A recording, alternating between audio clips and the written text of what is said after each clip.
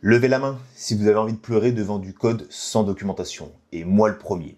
Et si je vous disais qu'on peut automatiser tout ça à 90%? Bonjour à tous et bienvenue dans cette nouvelle vidéo. Aujourd'hui, on va parler code, on va parler documentation et on va parler automatisation de tout ça. Alors, la problématique pour l'ensemble de nos amis développeurs et maintenant aujourd'hui avec les nouvelles tendances, les vibe codeurs, c'est qu'un code qui n'est pas documenté aussi bien sur un ancien qu'un nouveau projet, c'est une problématique qu'on rencontre tout de suite ou qu'on va rencontrer par la suite. Alors, il y a plusieurs cas de figure pour ceux qui sont déjà développeurs et qui ont déjà des projets en cours. Un code mal documenté, du coup, sur des codes legacy, donc des anciens, ce qu'on appelle les codes, le code originel. Quand vous reprenez un projet, par exemple, un code qui n'a pas de documentation, ça devient compliqué. Et vous allez me dire, mais oui, mais si le code il est bien commenté, on parle pas de documentation, on parle bien de commentaires, ça peut suffire. Oui et non, parce que effectivement, les commentaires vont simplement servir à expliquer ou de façon plus verbeuse, soit une fonction, soit un petit workflow en général, mais c'est par exemple dans un fichier très précis. Donc tant que je ne rentre pas dans ce fichier, je ne peux pas voir les commentaires de ce code-là, et je n'ai pas du coup une vision d'ensemble pour pouvoir savoir comment s'articule le code, comment c'était pensé, l'architecture, etc., etc., etc. Quand quelqu'un prend votre travail, c'est toujours aussi important d'avoir une bonne documentation pour savoir ce que vous avez fait et la façon de le faire pour maintenir toujours ce cap-là, en tout cas si le cap était bon. Et parfois aussi dans un cas de figure plus travail d'équipe ou d'entreprise, dans le cadre où vous faites l'onboarding d'un nouveau développeur. Imaginez quelqu'un qui vient d'arriver sur votre projet, il ne connaît pas du tout la stack ni le projet. Une bonne documentation va lui faciliter grandement la vie et ça va vous économiser des heures de réunion et d'explications. Donc, autant le faire. Et vous avez compris à quel point c'est indispensable. Alors, pour cet exemple-là, je vous ai préparé un petit projet. Donc, je vais vous montrer, vous allez voir, il y a deux façons de générer cette documentation, on va le voir. Là, pour la démo, j'ai créé un petit projet en Next.js, c'est juste une to-do, un to-do app démo. La to-do fonctionne, mais rien de bien important. Je crée une to-do, voilà, mes to-do est créée. L'idée, c'était juste un prétexte de faire quelque chose pour pouvoir documenter quelque chose. L'objectif du coup de la documentation, c'est de pouvoir vraiment avoir une traçabilité, une explication claire et une vision macro du projet. On passe tout de suite du coup sur l'éditeur. Alors je suis du coup sur Next.js, je vous ai préparé tous les fichiers, vous pourrez trouver toutes les sources dans la description. Et si j'oublie quelque chose, n'hésitez pas à me le dire en commentaire.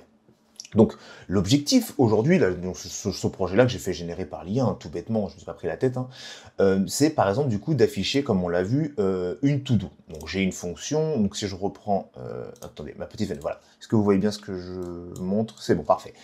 Ici, cette fonction-là, derrière, il se passe des choses. Ça, c'est un composant formulaire que j'ai créé qui a été créé du coup pour pouvoir enregistrer les to-do. J'ai cette page-là qui affiche du coup les tâches en cours, etc., etc. Bref.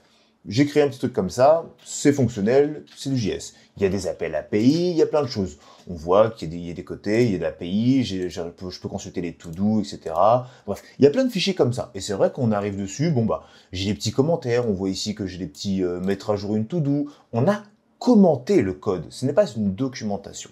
Donc, c'est vrai qu'on arrive ici, bon, sur un projet aussi simple, ça fait un peu moins sens, mais l'idée est quand même présente. C'est que quand j'arrive dans un composant, on va dire to-do form.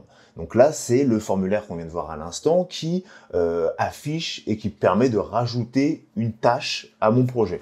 Bon, c'est un composant React tout simple, forcément, et encore là, il a encore un petit peu des commentaires, mais parfois, vous ne trouverez pas ce genre de commentaires. Le code est commenté, mais j'arrive dessus, donc là sur un composant aussi simple, ok, ça fait ci, ça fait ça, j'ai des inputs, c'est relativement simple, c'est facile à comprendre. Mais imaginons que ce soit un composant un peu plus complexe. L'idée reste la même, c'est que j'aimerais pouvoir, dès que je crée un nouveau composant, dès que je fais une nouvelle fonction, dès que je fais une nouvelle API, une nouvelle route, peu importe sur Next.js, bah, qu'en fait tout ça, ça soit documenté. Et du coup, on va utiliser l'IA pour faire cela. Donc, je vous ai proposé deux approches. Donc, il y a une approche, en fin de compte, qui va être un peu moins invasive, où on va utiliser du coup, je vous ai créé un petit dossier qui s'appelle prompt, et qui va utiliser, on va pouvoir du coup utiliser ce prompt-là pour pouvoir demander à votre LLM préféré, ok, documente-moi ce code avec ces structures-là. Donc ces structures, elle est claire, elle est carrée et c'est la même qui sera utilisée pour la version automatisée, vous allez le voir. Petite parenthèse rapide, si tu veux intégrer l'IA dans ton SaaS, mais de façon vraiment utile, que ce soit dans ton produit ou dans ton process de développement, je t'invite à cliquer sur le premier lien en description. On t'offre un diagnostic stratégique 100% offert. Tu viens avec ton projet, on t'aide à identifier les bons leviers IA, sans complexité, et ça, que tu bosses avec nous ou pas par la suite. Donc, on va passer dessus dans le dossier script. Il y a un petit dossier script que je vous partagerai, et dedans, on voit qu'il y a deux fichiers. Alors, je vais juste tout fermer, l'autre côté, script. Dedans, j'ai le prompt.md. Donc, c'est ce document qu'on voit ici. Ça, première version pour documenter un fichier unique. Par exemple, moi je vais utiliser, on va dire, donc je vais faire un nouveau chat, on va dire que je vais faire un nouveau dossier, hop, hop, ici. J'utilise Claude 4 Sonnet sur Cursor, vous pouvez demander ça à votre chat GPT, peu importe, ou à qui vous voulez, comme le modèle que vous voulez, ou même à Claude Code ou à Gemini, ça n'a aucune espèce d'importance parce qu'on va lui passer le prompt complet. Alors, que fait ce prompt? Alors, c'est le prompt pour génération de documents, je vais vous le fournir. Pas de panique, on va le parcourir rapidement tout de même. Alors, tu es un expert en documentation de code. Pour chaque fichier / fonction que je te donne, tu vas me faire tout ça. Alors, analyse et génère du coup un résumé, qu'est-ce que fait la fonctionnalité, les paramètres, le cas d'usage, les dépendances, bref. Il y a toute une liste de choses qui va me documenter et on va dérouler comme ça. Et il a à chaque fois du coup pour chaque type de fichier, il a, on va dire, des instructions bien précises. Alors, cas concret numéro 1, je vais prendre du coup tout ce prompt-là. Je vais dire ça, je vais le coller le prompt, et on va dire que je vais documenter, par exemple, je vais documenter quoi? Hop, hop, hop. On va documenter, on va dire, le composant to-do-form. Allez, on va prendre celui-ci. Donc, ce composant-là, qui, voilà, je pars du principe, je ne sais pas ce qu'il fait, je veux qu'il y ait une documentation pour toutes les raisons qu'on vient d'évoquer.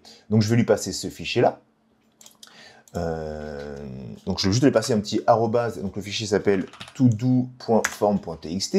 Il a le prompt ici, on voit bien, qui est présent en mémoire. Il a le fichier qui lui est associé. J'ai juste à faire entrer et on va le laisser mouliner. À partir de là, du coup, Claude 4 va générer l'ensemble de la documentation. Donc, on voit qu'il commence avec 4 tâches. Il va analyser du coup le fameux document, le todoform.tsx, donc en TypeScript. Il va générer la documentation, il va me créer tout ce qui va bien avec. Vous allez voir, ça va être magique. Voilà, il a mouliné, je vous ai récupéré parce que c'était un petit peu plus long que prévu. Il a terminé du coup la réalisation de la documentation. Alors qu'est-ce qu'il a fait dans la réalité? On voit qu'il nous fait un petit résumé, tout est propre. Donc on est parti de ce prompt-là. Donc on a bien vu qu'il est censé du coup nous faire une analyse et qu'en fonction des composants, en gros il nous donne des exemples, etc., etc. Alors là il nous a fait quoi? Il nous a fait du coup, il nous a créé un fichier todoform.md. Normalement si je vais dans documentation, à présent, j'ai un dossier qui s'est créé automatiquement du coup grâce au prompt et grâce à ce que je lui ai donné comme instruction. Il a créé un dossier component parce que du coup c'est un composant, du coup React ce todoform à la base, et il nous a créé du coup un todoform.md. Alors là je vais juste accepter tout, hop voilà. Et là on voit bien que du coup maintenant, à présent, j'ai une documentation qui est pixel perfect de mon todoform.md. Donc on peut regarder à quoi ça sert, on voit bien que ça supporte la création de nouveaux to-do et l'édition de to-do existence, validation en temps réel, donc affichage des erreurs et validation. Bref, il a tout documenté, le TypeScript qui sont utilisés, les propriétés ici qui sont propres, etc. Donc vous voyez, il a fait toute une documentation extrêmement poussée, extrêmement précise sur comment c'est fait et comment ça fonctionne dans l'ensemble. Il nous a aussi du coup modifié forcément le fichier todoform.tsx, donc le fichier d'origine, il l'a modifié pour le commenter et aussi le documenter. On voit qu'à présent, il a rajouté un exemple très clair. Donc à la première lecture, j'arrive en tant que nouvelle personne, je veux comprendre, nouveau dev, je fais un onboarding, je veux comprendre la documentation, je vais dans chaque composant, je regarde, j'ai mon to-do-form qui est bien expliqué comment je fais un to-do, comment c'est créé, à quoi ça sert, comment c'est construit. Donc si j'ai un nouveau composant à faire, je peux me baser là-dessus. Et à l'intérieur, quand je vais dans ce composant-là, tout est expliqué clairement en français. Donc même pour les non-initiés ou pour les vibe codeurs, c'est vraiment très très utile pour récupérer un projet ou même donner un projet à un développeur si vous avez vibe coder quelque chose. D'où l'importance de faire les choses bien. Ça montre à quoi ça sert, quel est l'objectif. Et là, du coup, un développeur un peu plus aguerri pourra voir si en gros ça respecte bien vos objectifs et l'ambition du composant, en l'occurrence. Donc là, ce composant gère automatiquement l'état du formulaire et supporte la création de nouvelles to-do, l'édition, la validation, etc. On voit tout ça, ça a été rajouté, c'est documenté. Les exemples d'un composant to-do qui a été mis en place. Voilà. Tout ça, c'était commenté et du coup documenté. En plus de cela, il nous a rajouté du coup un fichier todoform.example. Donc là, c'est juste un TSX qui est dans le dossier example, jusqu'à dans le dossier doc lui aussi. Et on a des exemples de to-do. Donc là, c'est un petit bonus, dans tous les cas, si vous l'avez déjà fait, mais au moins, au pire des cas, ça peut vous servir aussi de ressource pour quand vous allez faire des prompts pour créer par exemple un nouveau composant. Ce qui peut être intéressant, c'est qu'une fois que vous avez un composant qui est propre et qui est solide, vous le documentez. Normalement, du coup, l'IA va pouvoir utiliser du coup l'exemple de votre, en gros, to-do form example. S'il a besoin de faire un nouveau formulaire, là, c'est pas assez générique pour être logique, mais quelque chose de plus générique. Voilà, comment tu fais, par exemple, un formulaire. C'est qu'en gros, tu as ça, tu as tes validations, tu as ce truc-là, j'utilise le Zod, etc., etc. Et vous pouvez vous en servir aussi comme base de connaissances pour l'IA. Donc en fait, c'est un cercle vertueux et surtout, c'est maintenu et c'est maintenable. Vous avez fini une fonctionnalité, vous balancez le document, elle est prête, elle est validée, la paire elle est poussée, ça a été validé par votre service ou par vous parce que vous êtes seul sur le projet. Vous faites la documentation et ça se suit, c'est à jour en permanence. En plus de ça, le petit bonus que je trouve ça marrant, mais il génère aussi un espèce de, ouais, vous voyez bien, un petit diagramme. Je vais zoomer un peu plus. Voilà, on voit qu'il part de ça. C'est un diagramme en fait de composants pour savoir comment c'est rendu et comment c'est fait. Et là, on a vraiment une vision d'ensemble un peu plus schématisée du processus. Donc, on voit qu'on part du composant. On a la validation des props, donc ce n'est plus ni moins mon typage qui passe ici. Le state management, les event handle. Qu'est-ce qui se passe comme on a un handle submit, on a handle change, donc pour détecter le changement et pour envoyer le formulaire, et au niveau de l'UI, tout ce qui se passe, etc., les timings, tout est complet et bien documenté. Là, quelqu'un qui reprend ce projet, vous avez ça qui est en place, il n'a pas d'excuse pour ne pas comprendre ou pour pas avancer sur le projet. C'est fini les 3-4 jours d'adaptation pour un projet. On a juste à lire la documentation que vous avez générée et on avance avec perfection. Donc ça, c'était la version numéro 1, c'est la version un petit peu prompte. J'ai pas trop envie de m'embêter. Maintenant, on va passer au niveau supérieur et je vous propose une version un peu plus intrusive, mais surtout un peu plus efficace. Alors, je vais supprimer tout simplement tout ce que j'ai généré dans mon component ici. Je vais tout supprimer et on va recommencer avec la deuxième version, même l'example. On va tout delete. Hop, et je vais partir du coup sur script. Et là, je vous ai créé un autre petit fichier qui s'appelle le doc generator. Alors, c'est un fichier JS qui va venir du coup faire automatiquement ce qu'on vient de faire. C'est-à-dire qu'en gros, j'ai juste besoin de lui passer le composant ou le fichier que je veux tout simplement documenter et lui va générer toute la logique derrière. Alors, il y a deux façons, je vous ai proposé deux façons de le faire. Soit par la version la plus propre, on va dire, que j'ai mis en place, c'est d'utiliser une clé API. Donc moi, dans mon fichier .env, j'ai ma clé API qui est configurée, je ne vais pas vous la montrer, mais ma clé API est configurée, donc c'est Claude que j'utilise, Claude API, et je la passe. Donc par défaut, on va utiliser du coup, par défaut, il utilise, en fait, si vous mettez true ici, il va utiliser du coup le Claude via cursor. C'est pas très efficace et je trouve pas ça très pertinent. Je préfère faire un appel API, donc appel GPT, peu importe, vous mettez juste une clé API et l'affaire est réglée. Donc vous mettez à false ici et ça va automatiquement prendre la configuration API qu'il y a derrière. C'est ce que je vous conseille de faire. Donc moi, on voit bien que ça récupère du coup dans mon process.env ma clé Anthropic API Key.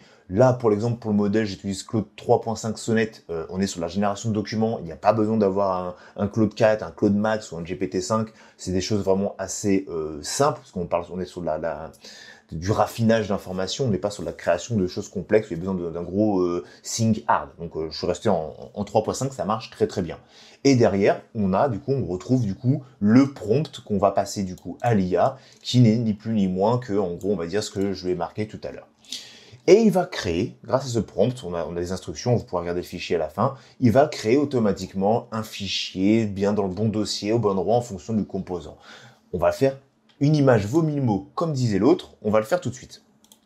Pour ce faire, Donc grâce à ça, il y a juste en fait dans le fichier package.json, juste des petites commandes qui sont en plus, qui ont été installées pour justement pouvoir générer tout ça. Nous, on va utiliser du coup le doc component, ou le doc tout simplement. Donc ça va lancer ce document-là avec le nom du document et ça va faire la petite moulinette. Démonstration. Alors on a déjà fait le to-do form, on va utiliser, il y a quoi, le to-do list. On va utiliser le to-do list. Allez, on va partir sur le principe qu'on part sur le to-do list.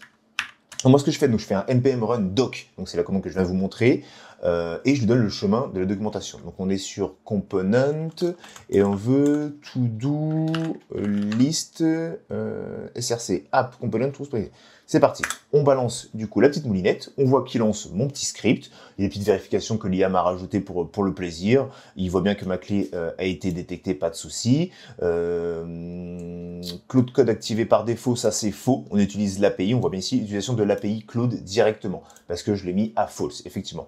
Et là, il va commencer à mouliner et à me créer tout ce qui va bien. On voit qu'il a déjà terminé, d'après ce que je vois.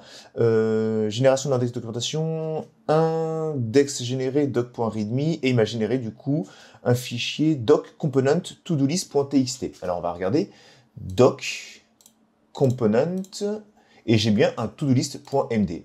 Et là, il va me générer du coup la documentation complète pour mon composant todolist.md. Il est relativement simple, donc on voit qu'il n'a pas été très loin, mais on voit à quoi, qu'est-ce qu'il nous a fait. Composant React gérant l'affichage, le filtrage et le trait d'une liste de tâches to do avec statistiques en temps réel. Écoutez, c'est simple, et c'est ce qui a été fait, effectivement. On voit qu'on lui passe les interfaces, il me donne le type d'interface, le cas d'usage, les dépendances, à quoi ça fait référence, une note technique, performance, utilisation de use memo pour optimiser le filtrage des to-do. Bref, il m'a fait vraiment la documentation complète de mon composant, et ceci grâce, du coup, cette fois-ci, au docgenerator.js, simple, efficace. On n'a pas besoin de lui passer les prompts à chaque fois et de lui préciser le document. Là, on a juste besoin directement à lui dire, OK, fais-moi un npm run, et tu me documentes, tout simplement, ce composant. Voilà, vous avez vu les deux approches. Encore une fois, les documents seront sur un GitHub, je pense que je mettrai en lien dans la description sans problème. Mais vous voyez un petit peu la force. Alors, j'ai pas voulu aller plus loin. Plus loin, ça aurait été quoi? Ça aurait été en gros d'automatiser la documentation à la création de nouveaux composants ou de nouveaux fichiers. Mais c'est pas pertinent et pas efficace parce que typiquement sur ma branche de travail, je peux très bien du coup créer je suis en train de travailler sur une nouvelle feature. Cette feature n'est pas terminée. J'ai pas envie qu'il me crée une documentation sur une feature qui est en work in progress. Ça nous intéresse pas. Donc je préfère rester, on pourrait très bien avoir des GitHub Actions qui génèrent par la suite, pour lui donner un peu plus de visibilité, dès qu'une PR est validée, alors à ce moment-là, si la PR est validée, je lance la documentation de ce projet. Voilà. On pourrait imaginer plein de choses comme ça, mais pour l'instant, je pense qu'il faut mieux maîtriser l'outil. Vu le temps et le gain qu'on a déjà avec cette version-là et le fait que ce soit automatisé par l'IA, je pense qu'on peut se permettre de lancer une commande et on pourrait même du coup améliorer l'outil pour générer tout simplement, voilà, vous pouvez déjà le faire avec le prompt, hein, en version de prompt, vous lui donnez tous les fichiers et tous les documents que vous voulez traduire. Par exemple, en gros, traduis-moi tous les composants qu'il y a dans le fichier component, alors il va générer la documentation complète. Il y a même un petit filtre de vérification. Si le document existe déjà, du coup, s'il est déjà présent dans document component et que vous voyez qu'il vous demandez une documentation pour to-do list, il va vous dire attention, cette documentation a déjà été générée, mais on peut forcer aussi la régénération du document. Je vais vous donner un exemple concret. Là, je viens de rentrer du coup, si je refais du coup npm run doc component to-do list, chose que je viens de faire, je relance la commande, il me dit documentation existe déjà, donc elle a été ignorée. Astuce, utiliser -- force pour régénérer les fichiers existants. Voilà comment la magie opère. Voilà, vous savez à présent comment du coup documenter proprement, efficacement grâce à l'IA et à 90%, parce que finalement les 10% restants c'est vous qui tapez la commande, donc j'ai mis 10% mais j'aurais pu mettre 99,9%, ça aurait été aussi efficace. Vous avez du coup les deux astuces pour effectuer cela, pour maintenir votre code à jour, faire plaisir aux autres développeurs qui travaillent ou travailleront potentiellement sur votre projet, et pour avoir un maintien et une documentation toujours à jour pour que si vous reprenez votre projet dans 2, 3, 4 mois, ou même dans tous les cas, peu importe la raison, une documentation, c'est toujours indispensable pour le bien-être des développeurs. Voilà les amis, je vais vous laisser là du coup pour cette vidéo. Si vous avez été utile ou vous avez aimé, n'hésitez pas à laisser un petit like et à vous abonner. Et d'ici là, je vous dis à plus tard et surtout, enjoy your SaaS. Si tu te reconnais dans l'un de ces cas, tu veux intégrer de l'IA dans ton SaaS, mais tu sais pas par où commencer, et t'as pas envie de builder une feature inutile. Tu veux utiliser l'IA pour développer et scaler plus vite ton produit sans brûler 10K en dev, en outils ou en prestat freelance. T'as un SaaS en ligne, mais ça ne vend pas et tu ne sais pas d'où ça vient, mais t'as besoin de résultats. Ou tu veux vendre à des entreprises, mais t'as zéro certitude sur ta conformité RGPD ou l'AI Act, cybersécurité. Alors clique sur le lien en description et dépose ta candidature. Si ton projet est éligible, on t'offre un diagnostic stratégique complet. On t'explique ce qui bloque et surtout comment corriger le tir. Simple, direct, sans détour. C'était Timothée, merci d'avoir regardé cette vidéo et on se retrouve très vite pour un prochain épisode.